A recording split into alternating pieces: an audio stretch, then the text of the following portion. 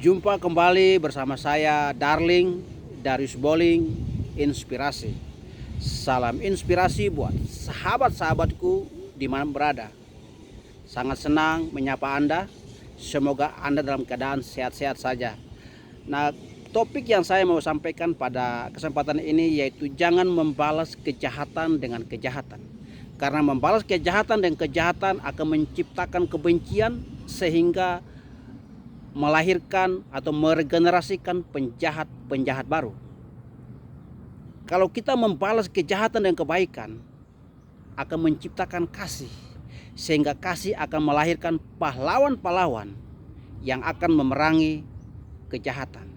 So, sahabat-sahabat dari inspirasi di mana berada. Lalu bagaimana caranya kita bisa memerangi kejahatan? Tentu bukan dengan cara yang jahat. Lalu bagaimana caranya? Cara yang pertama yaitu dengan tindakan kasih. Kasih bukan berbicara sebuah retorika kalimat, tapi satu tindakan nyata, sikap dan sifat yang berbeda dari perbuatan-perbuatan jahat. Kita bisa belajar dari satu kisah nyata Nelson Mandela, mantan presiden Afrika Selatan. Nah, sewaktu dia dipenjarakan oleh lawan politiknya dan kurang lebih 27 tahun dalam penjara. Dia diperlakukan oleh salah satu sipir dengan cara yang tidak manusiawi. Dia kadang digantung dengan kepala ke bawah dan dikencingi mulutnya. Sehingga Nelson Mandela berkata, tunggu waktunya. Nah, singkat cerita, ketika Nelson Mandela keluar dan terpilih menjadi presiden Afrika Selatan, tindakan pertama yang dia lakukan adalah dia menyuruh pengawalnya untuk mencari sipir yang pernah menyiksa dia. Pengawalnya berhasil membawa sipir itu dan Nelson berkata, saya tidak akan membalas kejahatanmu, tapi saya mengampunimu karena Yesus mengajari saya untuk mengampuni musuh. Bukan hanya itu, ketika dia mau dilantik jadi presiden, dia mengundang orang-orang yang pernah memusuhi dia untuk menyaksikan bagaimana seorang mantan narapidana menjadi seorang presiden.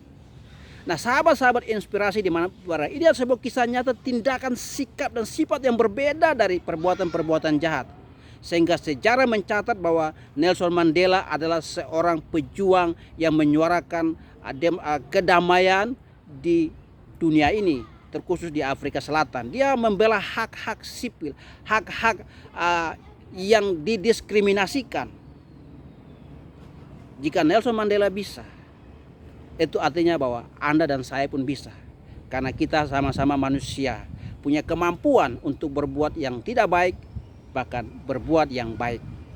Yang kedua adalah selain tindakan nyata, tindakan kasih, kita juga bisa mendoakan orang-orang yang membenci kita, memfitnah kita. Membalas kejahatan dengan kejahatan hanya mengotori diri kita. Tapi membalas kejahatan dengan doa akan membersihkan hati kita dari kebencian, membersihkan hidup kita dari sampah-sampah yang tidak baik. Balaslah kejahatan dengan doa, maka fitnaan, kejahatan tidak akan mempengaruhi hidup kita. Ada satu teladan iman dari Yesus ketika dia disalib di Bukit Golgota. Dia mendoakan musuh-musuh, orang-orang yang menyalibkan dia, prajurit-prajurit Romawi maupun tokoh-tokoh agama. Dia mendoakan, ya Bapa, ampunilah mereka, sebab mereka tidak tahu apa yang mereka perbuat. Inilah dua sikap mana kala kita memilih untuk mengampuni atau memerangi kejahatan, yaitu tindakan kasih, dan yang kedua berdoa. Membalas kebaikan dengan kebaikan itu hukum manusiawi. Membalas kejahatan dengan kejahatan itu hukum rimba. Tapi membalas kejahatan dengan kebaikan itu hukum Tuhan. Dan hanya doa yang bisa merubah hati orang. Doa tidak terlihat, namun kekuatannya mampu merubah hati orang. Seorang penjahat bisa menjadi seorang pahlawan untuk menegakkan kebenaran dengan cara memerangi kejahatan. Saya Darling, salam inspirasi.